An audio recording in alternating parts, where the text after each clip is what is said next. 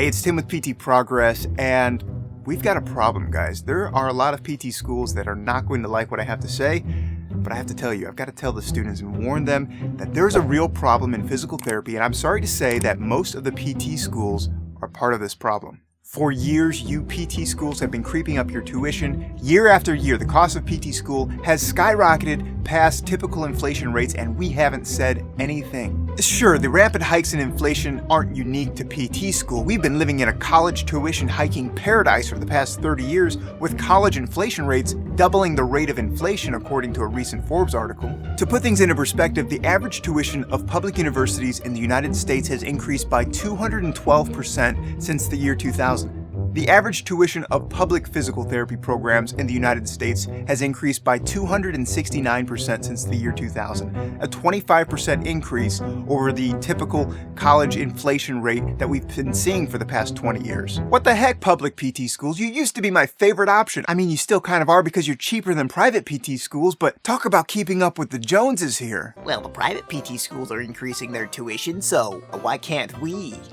Ah, there you go. Good argument, public PT schools. You're not charging as much as the private PT schools, so you might as well increase your tuition. I mean, you can, right? We'll still pay for it, huh? Shame on you too. And while private PT schools have only increased a modest 109% over the past 20 years, the numbers are still staggering, folks. If you went to PT school in the year 2000, you could expect to pay about $4,976 a year in tuition at a public university and $17,714 a year in tuition at a private university.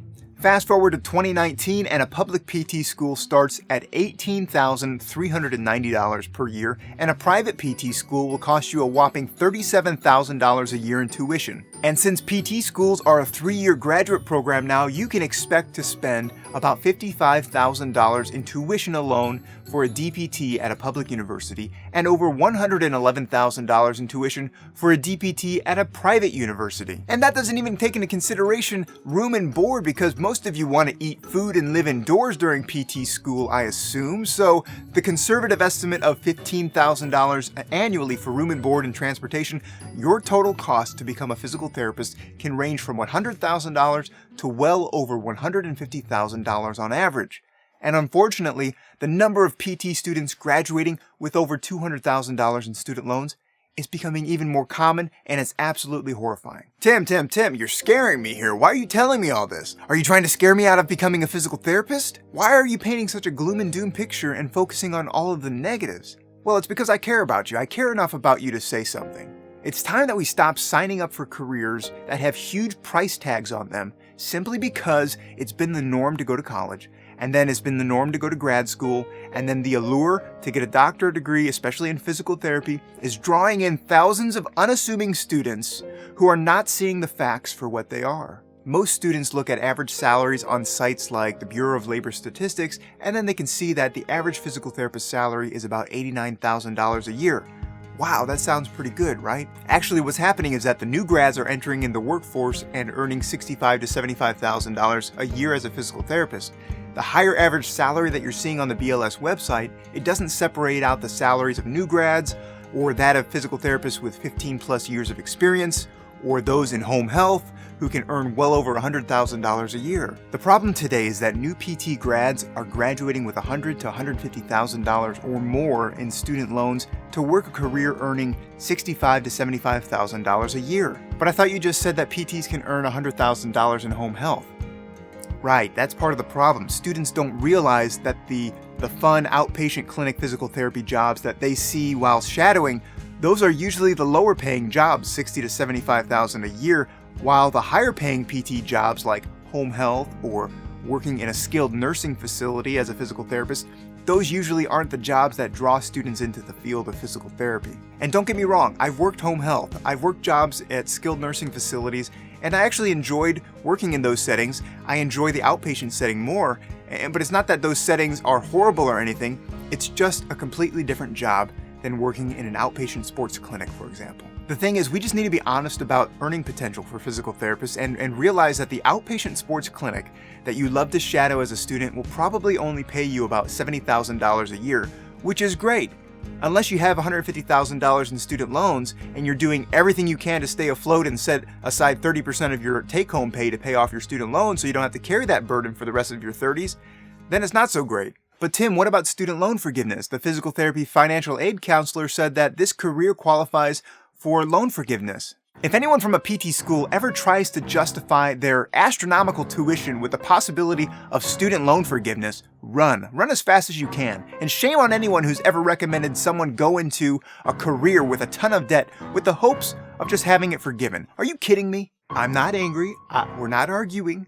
This is a discussion. I'm a little mad. Look, loan forgiveness is a possible solution for physical therapy graduates who have accumulated a ton of student loans. But really the only route that I recommend physical therapists consider is the 10-year forgiveness plan through the PSLF program, the Public Service Loan Forgiveness Program, which means that you have to work at a qualified employer like a nonprofit hospital or a government organization.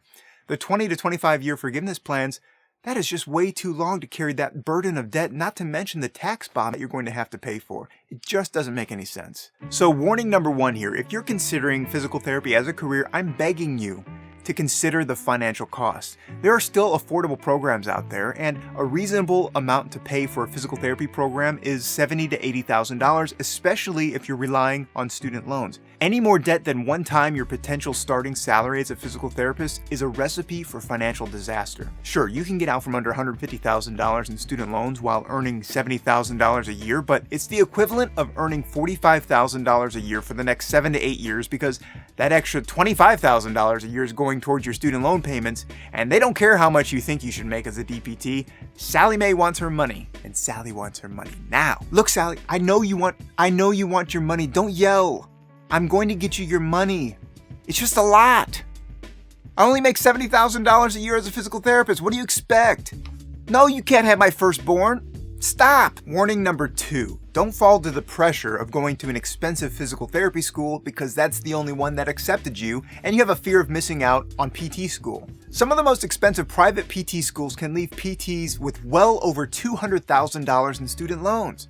That's absolutely insane, and it's one of the biggest financial mistakes physical therapy students can make. And look, you'll probably even hear people tell you, well, you know, doctors, they graduate with med school with $250,000 in debt, so a doctor of physical therapy graduating with $200,000 sounds about right. No, it doesn't. Are you kidding me? That doesn't sound right. It sounds horrible. Physicians earn well into the $200,000 to $300,000 range or more for surgical specialties, and they can tackle that large student loan balance quickly if they dedicate a large chunk of their income towards it. Physical therapists earning only $70,000 still have to cover basic living expenses, so setting aside more than 40 to 50% of your income is almost impossible unless you live with mom or dad or have a spouse that you can rely on. It's hard. No one's telling you this, and I'm not trying to scare you out of becoming a physical therapist.